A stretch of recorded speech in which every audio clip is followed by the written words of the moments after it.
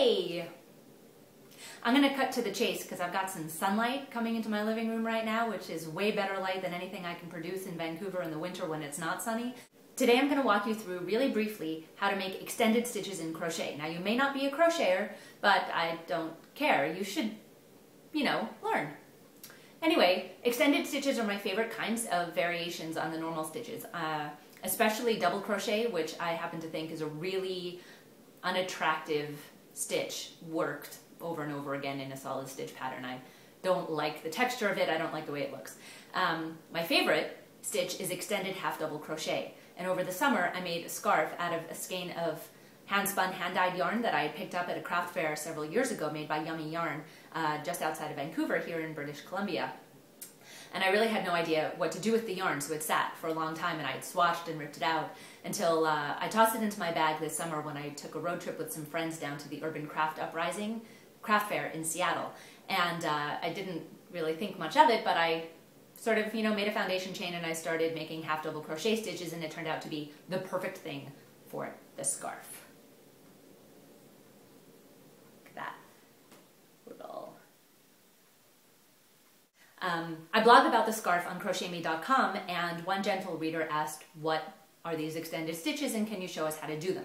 So I figured, yes, I would walk you through it. As an introduction, an extended crochet stitch simply has one additional sort of chain pulled through before you complete the stitch. So that doesn't make any sense, but it will hopefully when you see this little video.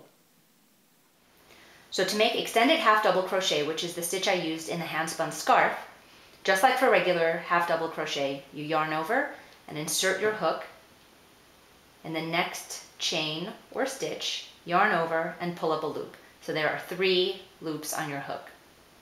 Now instead of yarning over and pulling through all 3 loops on the hook, like for a regular half double crochet, for an extended half double crochet, yarn over and draw the yarn through only the first loop on the hook. Then yarn over and draw through all 3. So pulling the yarn through only the first loop is what gives it that little extension. And if you look closely at your stitch and turn it kind of to the side, you see there's like a little chain stitch there.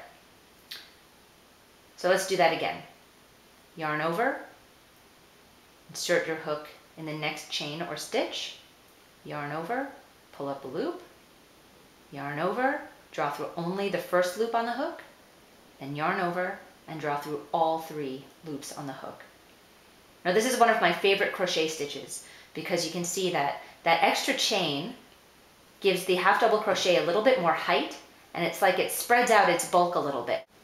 Now you can apply the same concept to any stitch at all in crochet. You can make an extended single crochet, for example, by inserting your hook in the next stitch, yarn over, pull up a loop, yarn over, draw through the first loop only, yarn over, and draw through the 2 remaining loops. Okay, so this is a much taller stitch than a regular single crochet. Now you can do the same with double crochet. Yarn over, insert your hook in the next stitch, yarn over, pull up a loop, yarn over, draw through 1 loop only, then complete the double crochet as usual.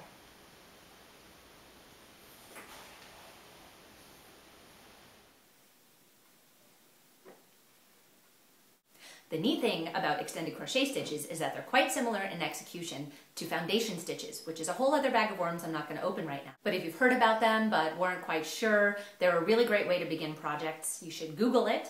And that's all she wrote about extended crochet stitches. If you have questions, leave a comment to let me know, and I'll see if I can help you out.